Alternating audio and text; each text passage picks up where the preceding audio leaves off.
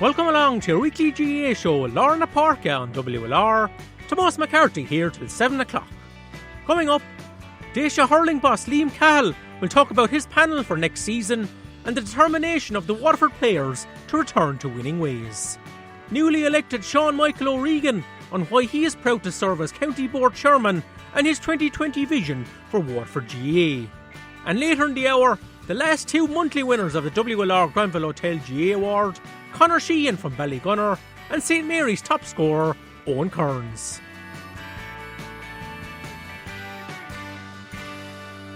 Well, TQs Integration have renewed their sponsorship of Waterford GAA teams for 2020.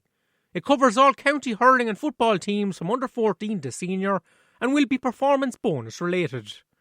New Daisha hurling boss Liam Cahill was in attendance at Wednesday's launch in Lismore. The panel have returned to training over the past month in preparation for next season. I asked him firstly about what appealed to him about the Waterford role. For me, it excited me with the talent that's still available. That this panel still retains, and you're going to a very, very high profile county. Hurling is very high under priority down there, and obviously a team that's in with a chance.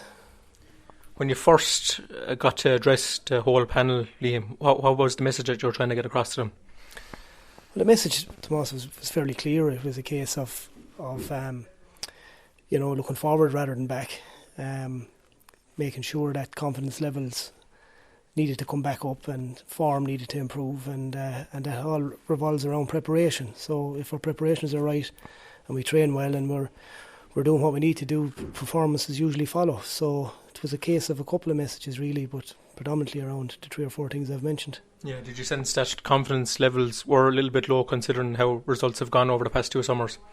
I would think so, yeah. Even from the outside looking in before I was appointed manager, you could sense that these players had kind of lost their mojo really from the heights they were at a couple of years ago, and I suppose that's reality. It's hard to maintain that kind of standards all the time, and there's always going to be a little dip in form. But now it's a case of these guys, and please God, some new fellas that we unearthed as well, rekindling that and getting really, really competitive for 2020. And from meeting the players individually, Liam, and seeing them in training over the past couple of weeks, do you sense that there's a determination there and sort of a fire in the belly to put things right after not winning a Munster Championship match over the past 2 seasons?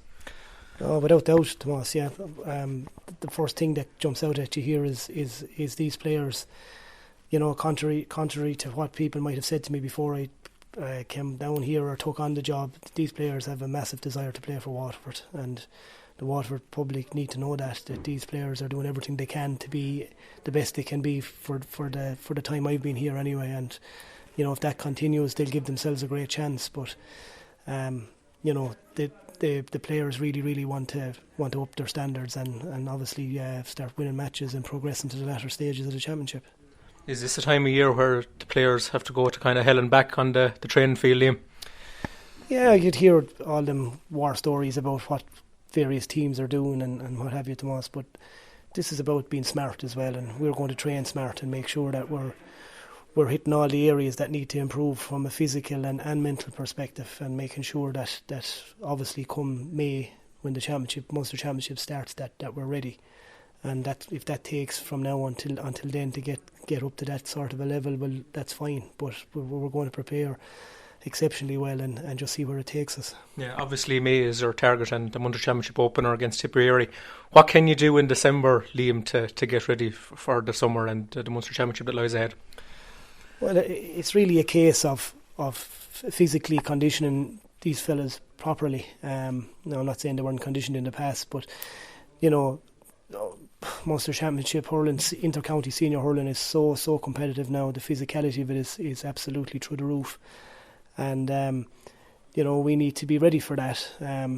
We need to be able to gear our training as well. That when the sun is in our back and the ball gets faster, that we're ready to move with that fast ball when the time comes. So everything is aligned towards that and towards having fellas physically strong and being ready to kick in with the pace and speed that's required come May as well. So there's a good bit to it, and it's a case of making sure that it's planned out properly and training smart. Has it become a little bit more of a power game in recent seasons, Liam, when you see the ferocity of some of the hits that are going in Championship hurling?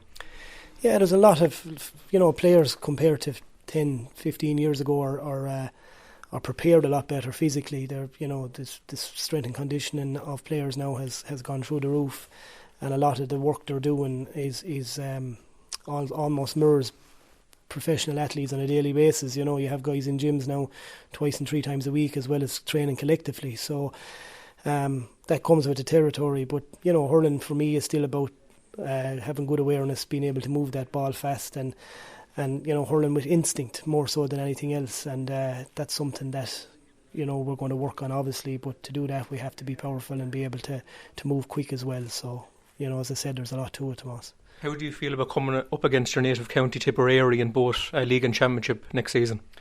Yeah, that's the fixtures are there for me.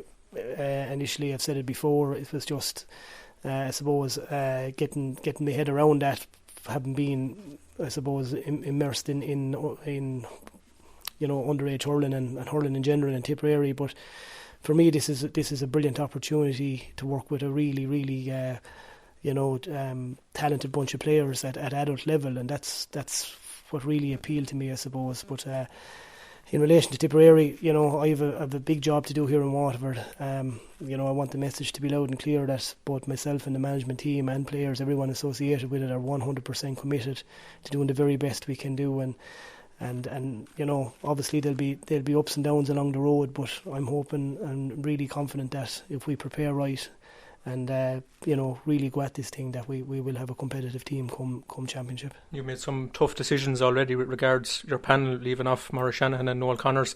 How hard were those calls to make, Liam? Yeah, they're always big calls, Tomas, when you're making calls early on players that have massive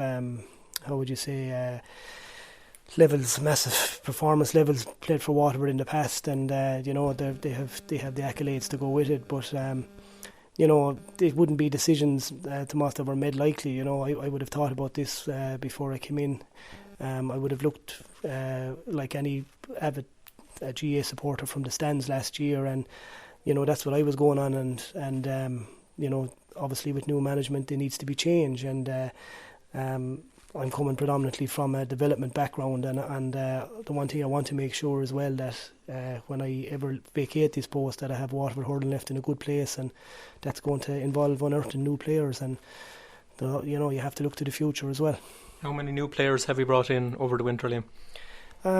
Tomas, we could have looked at the guts of 55 players at the moment. That's including the panel that we assembled initially, obviously. So there's 14 new players brought in at present. They're brought in on a trial basis, coming in with massive commitment. They'll be given plenty of feedback leaving, and we want to make sure that we look at these players on a couple of occasions.